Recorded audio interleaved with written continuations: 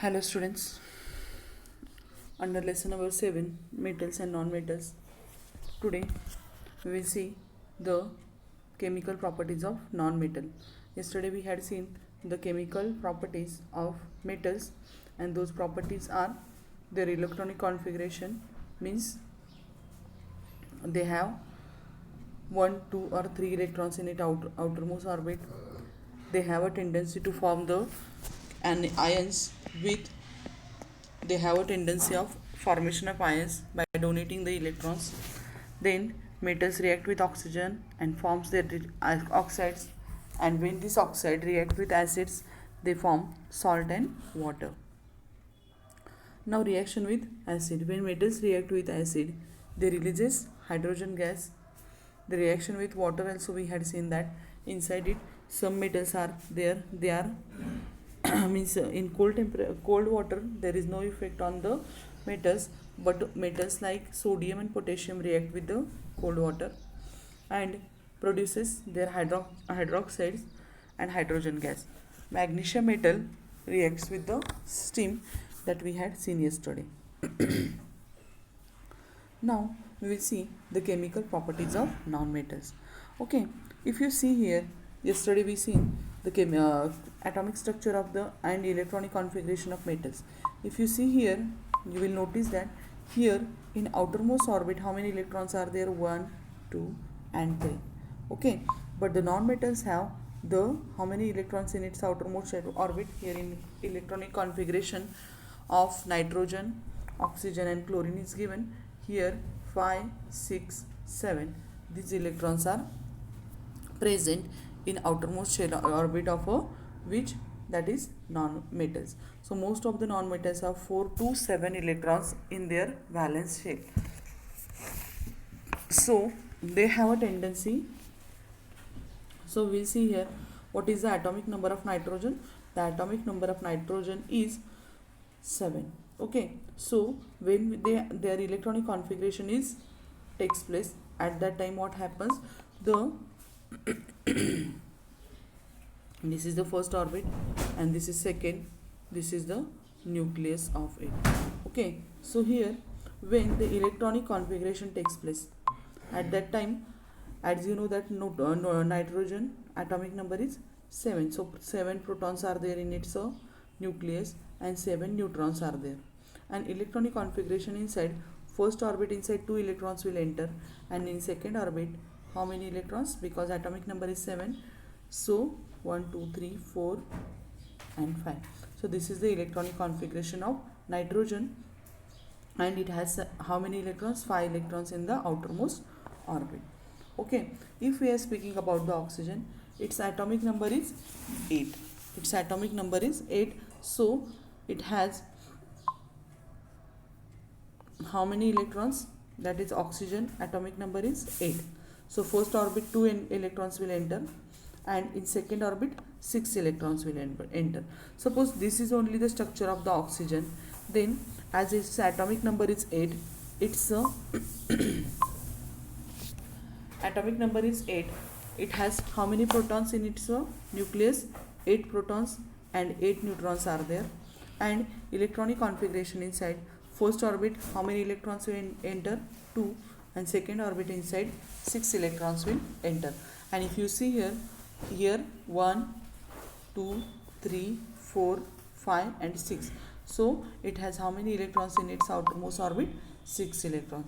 Regarding to the chlorine, now if we will speak about the chlorine, what we are understanding, its atomic number is 17. So this is the structure of atomic structure of chlorine. So here it has how many orbits? 3 orbits are there. Now if you see here first orbit, it's this is here the nucleus. How many protons it has? It has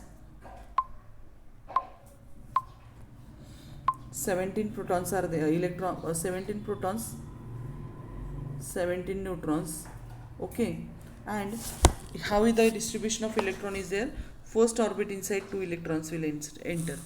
Okay, then second orbit inside 8 electrons. 1, 2, 3, 4, 5, 6, 7, and here it is 8 electrons.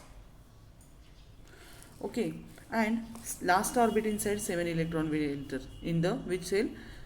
This is K shell, L shell, and last one is the M shell. So 7 electron, 1, 2, 3, 4, 5, 6, and this is 7. So this is the electronic configuration of chlorine, and what it has a 7 electrons in its valence shell. Now formation of ions. If you see here, the non-metals have a tendency to accept electron in their valence shell. So this is the structure of which I told you. This is the structure of chlorine. Okay, so it is a structure of chlorine, and to complete his octave, in outermost orbit, it requires one more electron. It requires one more electron, because to take a complete octave, it must donate 7 electron. Otherwise, he will take 1 electron. Then his outermost orbit's octave will complete. Then for that, if he want to lose 7 electrons, it needs more energy than to take 1 electron. So it prefers to take 1 electron from the other element. Okay, and when he takes 1 electron from other element, then what happens here? The electronic configuration, how it is there? As you know that protons, how many are there? As the chlorine's atomic number is 17, it has 17 protons. But electrons, what happens to complete octave? What it turns? First orbit inside 2 electrons are there, second orbit inside 8 electrons are there, and third orbit inside what happens after taking 1 electron from other element. How many electrons are there? 8 electrons are there. So total number of electrons in outermost shell of the chlorine is how many? 8. 10 plus 8, 18. Yes, how much is there? 18 electrons are there when after taking 1 electron from the other element. Now what happens here? If you see, the number of protons are 17 and number of electrons are 18. Now one negative charge is more on the one negative, means 1 electron is more than the proton. That's why chlorine, what it forms? It forms its anion, or that negative charge we are showing in that way on its head. Okay, so in this way what happens? The non-metals have a tendency to take electron from the others, and that's why what happens? They got the negative charged ions. If they are taking 1 electron, we are writing 1 negative sign on its head. Okay, so when you have to write chlorine negative, so at that time Cl you have to write. If it is taking 1 electron, Cl, and 1 electron is taking, that's why 1 negative charge if you have to write here. Regarding to the oxygen, if you see here, here it is shown the information of it. So chlorine, it takes how much electrons are there? Before just now I shown you the figure. Chlorine has the electronic configuration 287. After taking 1 electron from the others, what happens? He is taking 1 electron. If you see here, what is the difference between the reaction? Here Cl minus E means plus 1 electron, we get the Cl minus. And for the metals, how the reaction was? If you see here, the electrons are there. They are donating electron. That's why that is there in the what? Product. At product place it is there, and here in reactant place they are taking 1 electron. That's why here this is the reactant place, electron is there. Okay, so that just now I shown you chlorine structure. Now oxygen, it had how many electrons? I told you 8 electrons and 8 protons. So at the time of formation of the formation of, at the time of completing octave, what happens here? See here, first orbit inside, this is the nucleus of oxygen. Protons, how many are there here? How many protons are there? Protons 8, neutrons 8, but electrons 1, 2, 3, 4, 3, 4. Okay, and here it is 5 and 6. So how many electrons are there in outermost orbit? 6. So to complete the octave of second orbit, 2 more electrons it requires. How many electrons? 2 more electrons it requires, and that electrons it takes from other element. It is taking from other element and that electron, what happens, these are 2 electrons, it is taking from other, and then it completes its octave. Now if you count the how many electrons are there in the outermost orbit, 8 electrons are there, just I told you here. So protons, how many are there? Protons, number of protons are not changing, so it is 8 only. And for completion of the what octave, it takes 2 electron from other element, and that's why number of electrons is equals to, now total number of electrons is equal to its own 8 electrons and plus 2 more he had taken from the other element. So total it is how many there are there? 10 are there. Total how many electrons are there here? 10 electrons are there. Now if you see here, number of protons are how many? 8, and electrons are what? It is 10, it is there. Wait. So how many electrons are more than protons? 2 electrons, and that's why on oxygen 2 negative signs are writing. This is oxygen and this is 2 negative charge. Same with speaking about the nitrogen, okay, its atomic number is how much? 7. So same only structure I will take here now, only I will change the word from here, number of protons and electrons I am going to change from this. So if it is a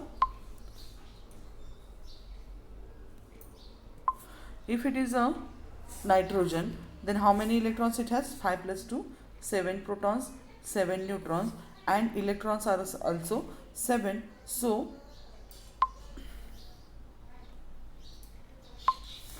this is the orbit, suppose this is orbit, and it has how many electrons? One blue colored I shown, no, that these 5 electrons in the outer motion. So complete his octave, he need one more electron, and it takes it from the whom? Other element, these 3 elements. So nitrogen, protons, how many I told you? 7 protons, 7 neutrons, and electrons. Now after taking 3 electrons from other element, it is how much? It is there 2 plus 8 is equal to 10. 2 plus 8 is equal to 10 electrons are there. Means more than, means electrons how many more? 3 electrons more than the proton, and that's why nitrogen has how many? 3 negative charges shown on this. So nitrogen 1, 2 and 3. In that way we have to show, and it forms a nitride ion, here oxide ion, okay. In that way they form the ions. So all of you just note down this, okay. Draw these figures also for understanding. It receives the electrons. Yesterday I shown you they donate the electron, but here they are receiving the electron from other elements, and they have the tendency to form the ions, and these ions are called as anions. Anions means they are receiving, and after donating electrons the formation of ion takes place, and it is metals only, and that is called as cations. Okay, now we will see the next part, reaction with the oxygen. As metals are react with oxygen, non-metals are also react with oxygen. Non-metals combine with oxygen and form their oxides. Non-metals plus oxygen is equal to non-metal oxide. The oxides of non-metal are acidic in nature, okay. Means these oxides are there, they are acidic in nature. For example, CO2, Na2CO3, carbonic, sodium carbonate. These oxides are so acidic in nature, they react with bases. So if they react with bases, they form the soluble salt and water, okay. So this CO2 means carbon is a non-metal, it reacts with oxygen, and what it forms? CO2 it forms. This CO2 react with base. Base is NaOH is the base. If H content is there in that, means HCl, H is there, then it is called as an acid. And NaOH, OH is there, it is called as a basis. So this is the base, NaOH is the base.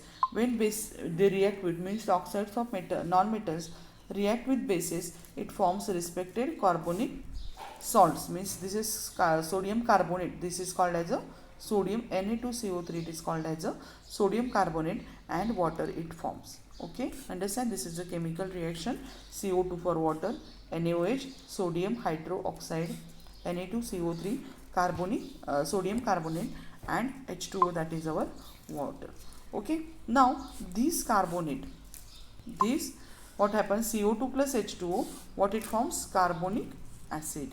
Just here they told you the oxides of non-metals are acidic in nature. So CO2 is a oxide of carbon dioxide, carbon. Okay, just now we seen C plus O2 is equal to CO2.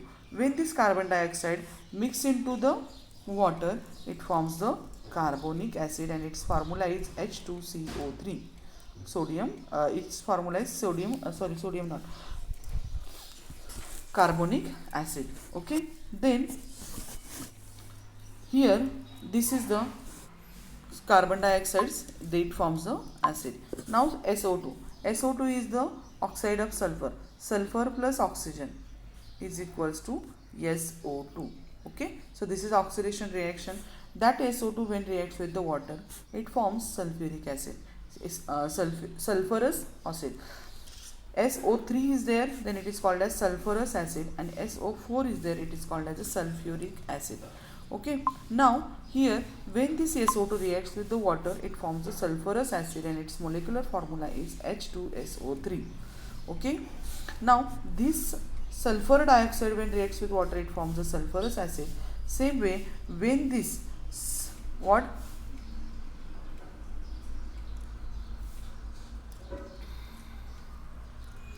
okay, so when it forms,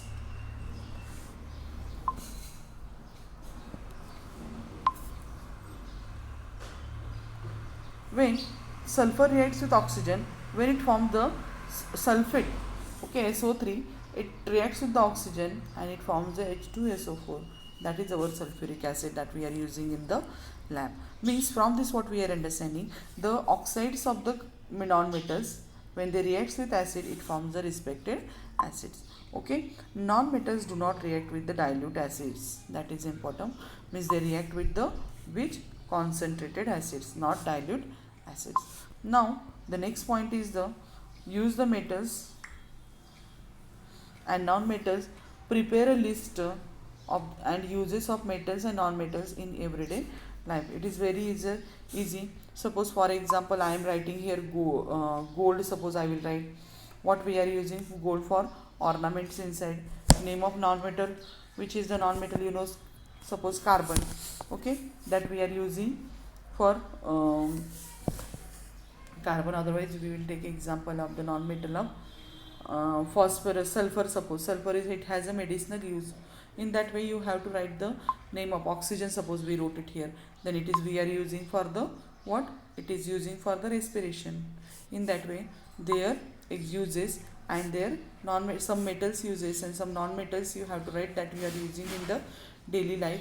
Suppose if you are writing copper here, then copper utensils are there our home.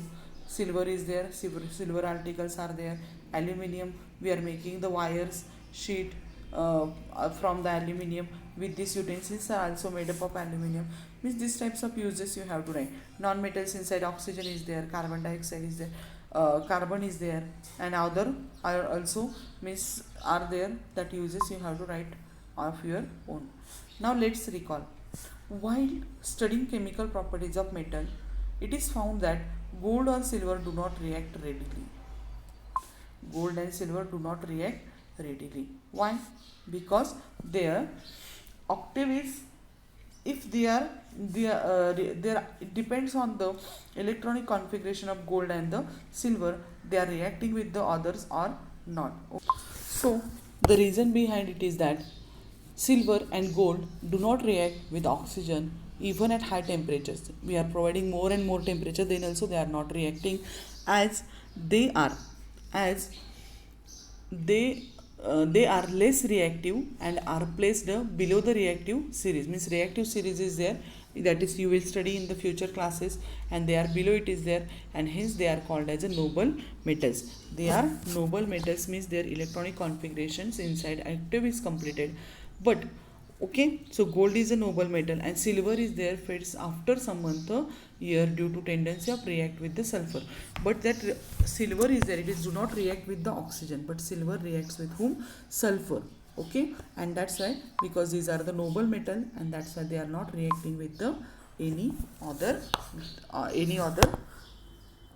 like oxygen as oxygen, but silver react with the sulfur. So today we had studied the properties, chemical properties of the non-metals. Okay, and its reason, the question of this is that can you tell question is here. No, its answer is providing in the next part of our lesson, and that we will study in our next lecture. So today we will stop here only. So all of you complete this study these chemical properties and note down also, because it is very important.